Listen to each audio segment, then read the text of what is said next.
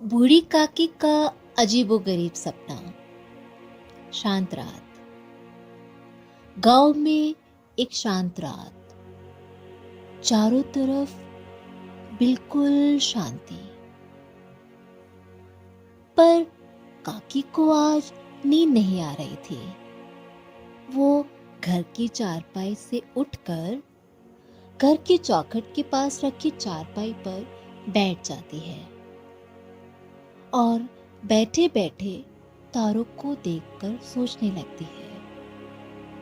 न जाने आज काकी को नींद क्यों नहीं आ रही थी, जैसे वो बहुत परेशान हो। उन्हें खुद भी नहीं समझ आ रहा था कि वो इतनी परेशान क्यों है। काकी जब तारों को देखते देखते थक जाती है तो घर के अंदर सोने चली जाती है और फिर शुरू होता है एक अजीबोगरीब सपना। बूढ़ी काकी का सपना। सपने में आसमान चमकने लगता है। सब जैसे आसपास साफ चमकीला सा हो गया हो। काकी के सपने में तभी तेज रोशनी के साथ प्रकट होते हैं कल्कि भगवान। ये था धर्म को बचाने वाले भगवान विष्णु के अंतिम अवतार कल्कि। काकी हैरान होकर सपने में बोलती है, प्रभु आप मेरे सपने में। मुझे यकीन नहीं हो रहा है प्रभु।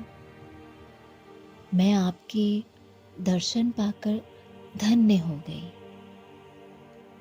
तुम्हारी एक आंख ना होने पर भी मैंने तुम्हें सच समझने के लिए चुना है। प्रभु कहते हैं, दुनिया में पाप बढ़ रहा है। हर गांव में, पृथ्वी के प्रत्येक जगह एक ऐसा व्यक्ति चाहिए जो लोगों को सही रास्ता दिखाए। इसलिए मैंने तुमको चुना है। तुम्हारी पूरी जिम्मेदारी है गांव में सबको सही रास्ता दिखाने की। तुम जो काम गांव वालों के लिए कर रहे हो वो कोई आसान काम नहीं है। तभी कल्कि भगवान अपनी तलवार से एक रोशनी निकालते हैं। वो रोशनी बूढ़ी काकी के आंखों में समा जाती है। अगले दिन सुबह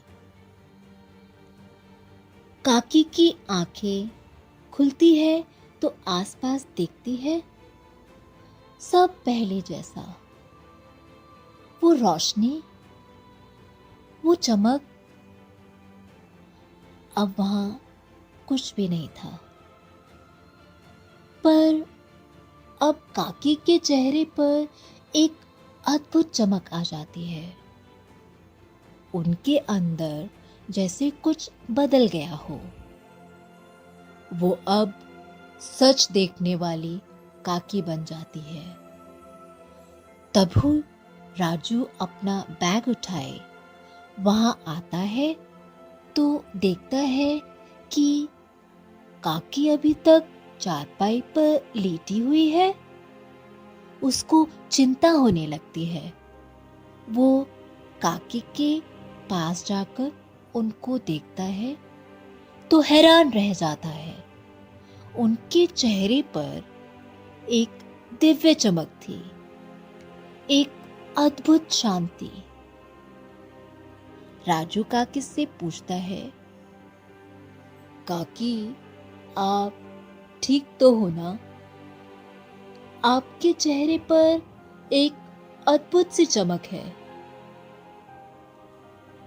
काकी राजू के अंदर चल रहे सच को पहचान लेती है, जो कल्कि भगवान द्वारा दी गई शक्ति से जानने की शक्ति रखती है।